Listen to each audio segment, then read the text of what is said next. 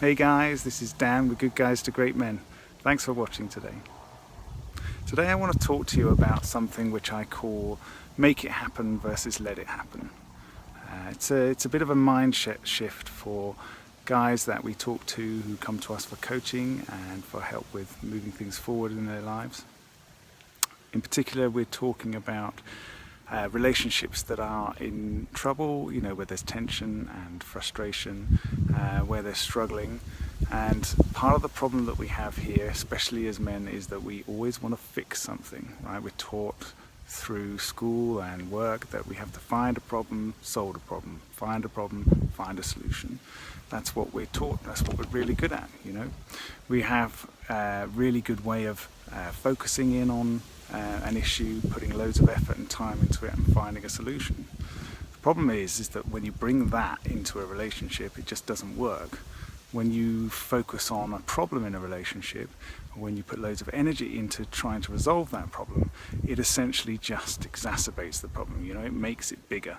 It makes it feel like that's the only thing that's going on in the relationship, when all the focus is on the problem and what's going wrong.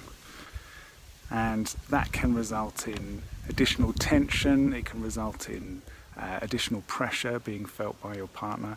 Oftentimes it results in them feeling like the problem is theirs, that everything that's going wrong is laid at their feet because we bring it up. We're trying to find a solution, but of course we're talking to them about it in a way that comes across as the problem is with them. And the natural thing that happens when there's pressure, when there's tension in a relationship, is to back away, is to put up the walls, defend, protect our emotions, and that's where the distance comes into the relationship. That's where the affection starts to dry up. When we come from this focus on finding solutions to problems, to fixing problems, we become really, really good at finding what's wrong with things. We're not so good at explaining what would be a good thing to happen, what's right, how we would like to move forward. But when when you're really good at finding what's wrong with something, then you're also able to find out what you want. So if you're constantly looking at what's going wrong with the relationship, constantly looking at why things are not good, why you're not happy, what's the problem that's underlying the stress and the tension in the relationship, you can then take that and turn it around, and you can find, well, what is it that I want to have in my relationship? What would be the best scenario?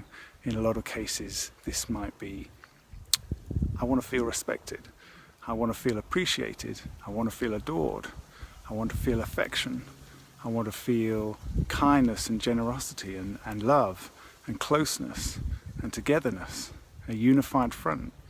All of these things can come from those focuses on the feeling of what's lacking and what you haven't got in the relationship. The good thing is that once you know what you do want in the relationship, you can communicate that. The difficult thing is to communicate that in a way that it's accepted in the way that you want it to be, so that you can move the relationship forward rather than causing more problems. When we communicate what we're not happy with, then straight away often that is taken as judgment or criticism, and the other person shuts down or withdraws, goes into protection mode. When we communicate what we do want, we communicate that openly. We are leading the direction of the relationship there. We are moving things forward, and that's a very positive thing to do.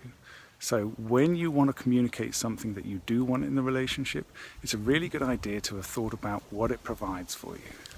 Many of us men struggle to say what it is that we want. There's shame triggers and guilt triggers around all of this kind of stuff.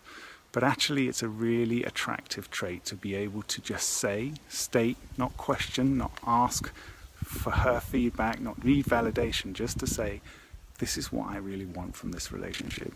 There's an important understanding here, and that is that humans are constantly changing. What we're feeling inside our bodies is constantly changing. What we're thinking, it's constantly in flux.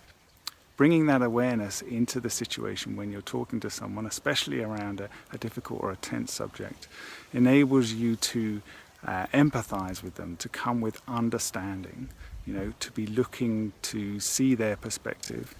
Underneath a lot of the problems that we have in relationships is the need to be heard. That's it. We just want the other person to hear us, to understand us, to see from our perspective, to empathize. We want to feel that connection, that they want to understand. We have a preconceived expectation or belief that the other person will meet our needs exactly as we think they should. And when you come to a situation or an environment where you're discussing this kind of thing with that in mind, then you're essentially setting yourself up for failure straight away. If you can let go of your attachment for the need to be met exactly as you believe it should be or will be, then you'll find that you're able to discuss and find a solution that works for both of you, a compromise that you'll both be happy with, or at least you will be connected and you'll be able to discuss and move things forward. That's it for today, guys. Thanks for watching. We've got another group coaching starting on the 23rd of July. We'd love to have you in there. There's going to be 6 really amazing men in there with Steve and myself. We'd love to help you get through whatever situation you're in at the moment and help you find a route to where you want to go, being able to communicate exactly what you want, how you want to, and move your life forward in the direction that you want to take it. Okay, take care. Bye-bye.